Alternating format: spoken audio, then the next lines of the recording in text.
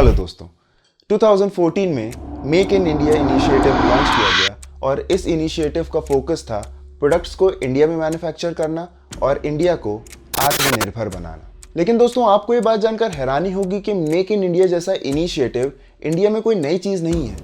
इस तरह के इनिशिएटिव इंडिया जब आज़ादी की लड़ाई लड़ रहा था उस वक्त भी लाए गए थे। दोस्तों, जब हमारे देश को ब्रिटिशर्स रूल कर रहे थे उस वक्त भारत को फाइनेंशियली स्ट्रॉन्ग और आत्मनिर्भर बनाने के लिए कुछ छोटे और बड़े व्यापारियों ने ये इनिशिएटिव लिया। उन्हीं कुछ कंपनीज में से थी बोरोलिन, जिसकी कहानी और जिसकी भारत की आज़ादी की लड़ाई के प्रति कंट्रीब्यूशन के बारे में हम जानेंगे इस वीडियो में। चलिए शुरू करते हैं।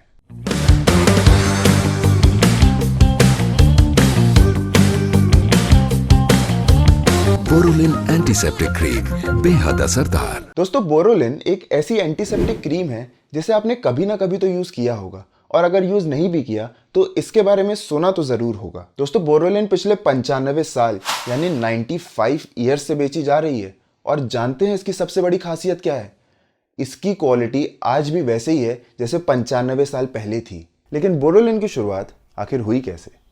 आइए देखते हैं। 20वीं सेंचुरी में जब हमारा देश अंग्रेजों की गुलामी से आज़ादी पाने के लिए संघर्ष कर रहा था, उस वक्त हम हिंदुस्तानियों ने कई तरह के आंदोलन शुरू किए। उसमें से एक था स्वदेशी आंदोलन। और दोस्तों, यह आंदोलन कुछ वैसा ही था जैसे कुछ समय पहले चाइना के प्रोडक्ट्स को बॉयकॉट किया जा रहा था। दोस्तों, अंग्रेज क्या करते थे? हमारे देश में आकर हमसे ही सस्ती मजदूरी करवाते थे, फिर उसके बाद उस रॉ मटेरियल को अपने देश भेजकर उससे फिनिश प्रोडक्ट्स बनवाते थे। उन फिनिश प्रोडक्ट्स को वापस इंडिया इंपोर्ट करके उन प्रोडक्ट्स को हमें महंगे दामों में बेचते थे। मतलब डबल मुनाफा कमाते थे। पहले तो हमसे सस्ती मजदूरी करवाई, फिर उसके बाद उसी प्रोडक्ट को हमें महंगे में बेच दिया। मतलब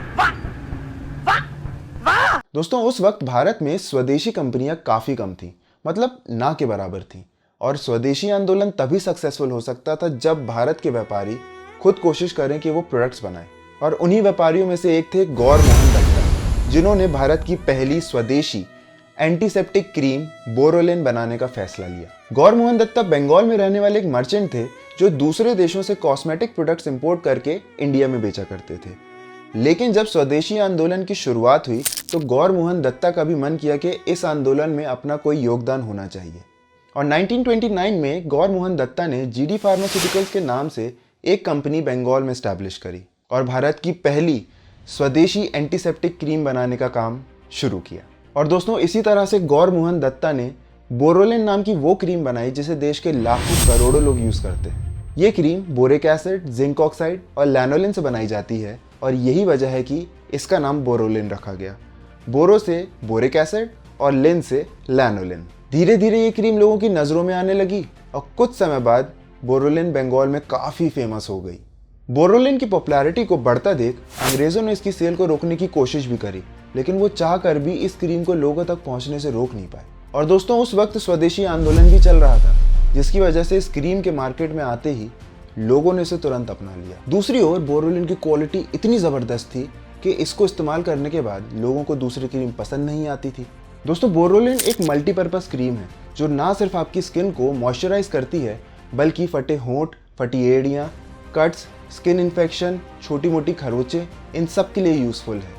इतना ही नहीं, बोरोलिन को आप एज अ सनस्क्रीन भी यूज कर सकते हो। दोस्तों, मैं इस क्रीम का एडवर्टीजमेंट नहीं कर रहा, पर ये क्रीम वाकई में अच्छी है। और दोस्तों, अगर देखा जाए तो ये क्रीम अपने आप में एक फ्रीडम फाइटर की तरह उभर कर आई, जो कि उस समय अंग्रेजों को आर्थिक नुकसान पहुंचा रही थी। 15 अगस्त 1947। दोस्तों, ये दिन तो हर हिंदुस्तानी को याद है। इस दिन हमारा देश आज़ाद हुआ था और इसी दिन बोरोलिन को पूरे देश में पहचान मिली। दरअसल हुआ क्या, आज़ादी मिलने की खुशी में कंपनी ने 1 लाख बोरोलिन के यूनिट्स पूरे देश भर में बांटने का फैसला लिया। इसके बाद बोरोलिन की चर्चा देश भर में होने लगी। इस पब्लिसिटी का फायदा उठाकर कंपनी ने बोरोलिन का प्रोडक्शन भी बढ़ा दिया और बंगाल के साथ इसे देश भर में पहुंचाने लगी। कश्मीर से लेकर कन्याकुमारी तक बोरोलिन फेमस हो गई। जहां कश्मीरी इसे फ्रॉस्ट बाइट यानी शीत दंश से बचने के लिए इस्तेमाल कर रहे थे, वहीं सदर्न इंडिया में इसे एज अ सनस्क्रीन यूज किया जा रहा था। बोरोलिन का सस्ता दाम, जबरदस्त क्वालिटी और मेक इन इंडिया के टैग ने इसे पूरे भारत में मशहूर कर दिया। इसके साथ ही कंपनी ने इसकी मार्केटिंग पर भी ध्यान दिया और अलग अलग फेस्टिवल्स और स्पोर्ट्स टूर्नामेंट्स को स्पॉन्सर भी किया। साथ ही साथ टीवी, रेडियो और अखबारों में बोरोलिन के बहुत ऐड चलाए गए और देखते ही देखते बोरोलिन पूरे देश में इस्तेमाल की जाने वाली क्रीम बन गई। यहाँ तक कि 1968 में बोरोलिन की 60% सेल बंगाल से आती थी, वहीं 2000 तक आते आते इसका उल्टा हो गया। बोरोलिन की 60 से 65% सेल पूरे इंडिया से आने लगी और 35% सेल बंगाल से आ रही थी।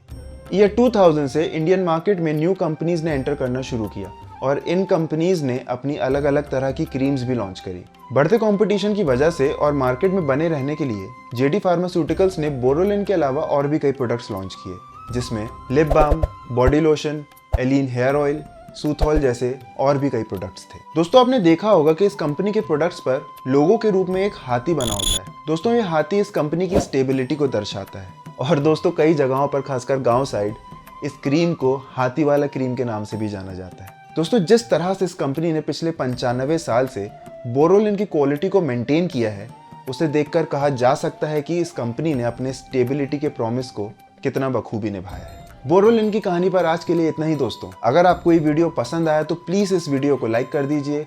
मैं ऐसे और इन्फॉर्मेटिव कंटेंट बनाता रहूंगा, तो प्लीज़ मेरे चैनल को सब्सक्राइब भी कर लीजिए। जल्दी मिलेंगे एक और इन्फॉर्मेटिव कंटेंट के साथ, तब तक के लिए take care. Thank you for watching.